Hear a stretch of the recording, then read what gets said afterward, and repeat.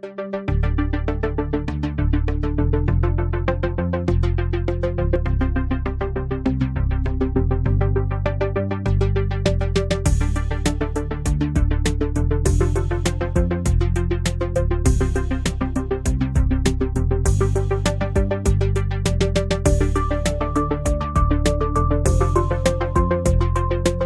service or repair the seals, begin by removing the manifold.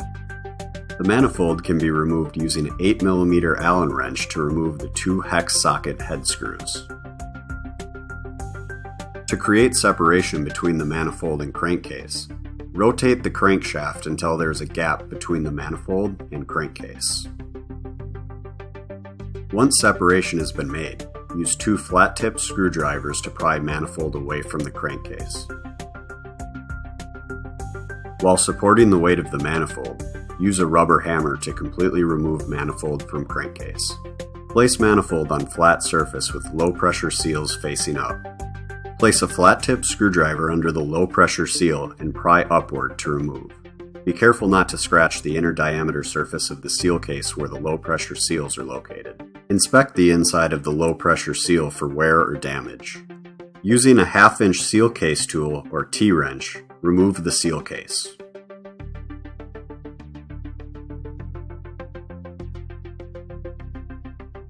Inspect the seal case O-rings for cuts, nicks, or damage, and also the high-pressure surface of the seal case for scoring or damage. Place a flat-tip screwdriver under the high-pressure seal and pry upward to remove. Ensure you do not score the inside of the manifold. Inspect the inside and outside of high-pressure seal for excessive wear or damage. To install new seals, begin with the high-pressure seal. You will notice that one side of the high-pressure seal has a groove while the other side is flat. Before installing, apply a liquid gasket to outside surface of the high-pressure seal.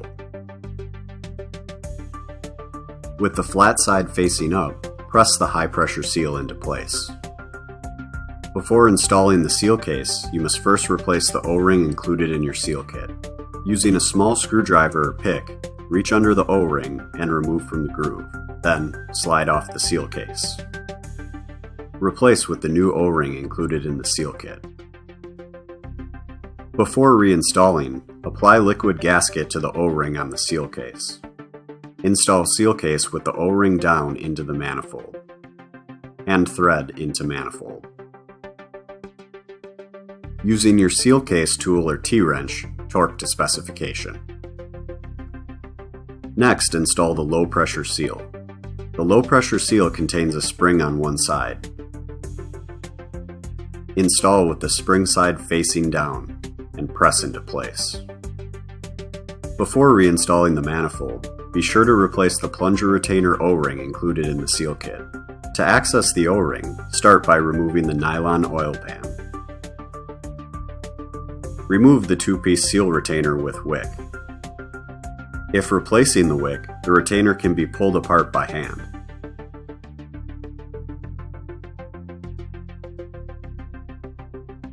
The retainer contains a small slot and large slot. The large slot should face the top of the crankcase to allow oil to fall onto the wick. The retainer can be snapped back together. Ensure the hole in the retainer is facing down when reinstalling.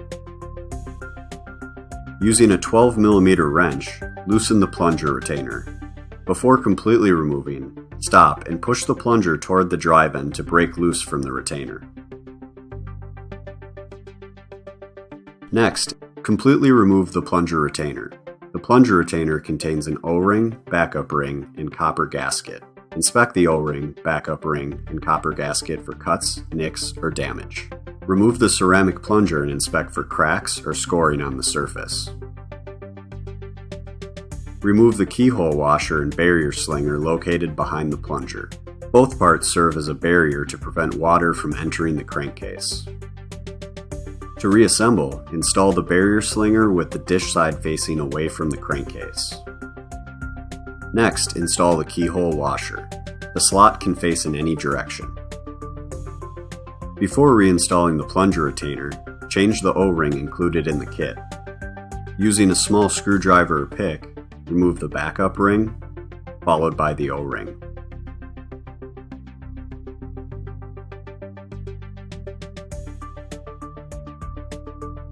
Replace with the new O-ring, followed by the backup ring.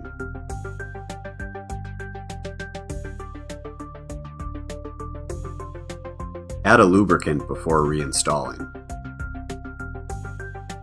The plunger retainer can only be installed on one side of the plunger. The plunger retainer should fit tight into the end of the plunger. Install retainer into plunger and press into place. Before installing the plunger assembly, apply thread sealant on the end of the plunger rod. Install plunger assembly and tighten using a 10 mm wrench. Torque to specification. Next, install the plunger retainer with the hole and long tail of the wick facing down.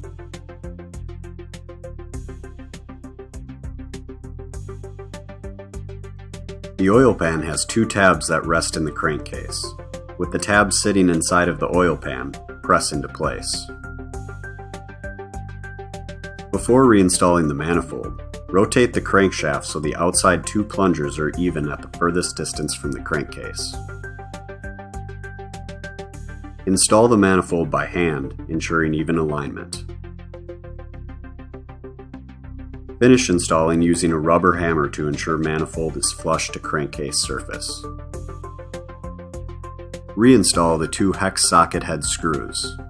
Tighten using an 8 mm Allen wrench and torque to specification.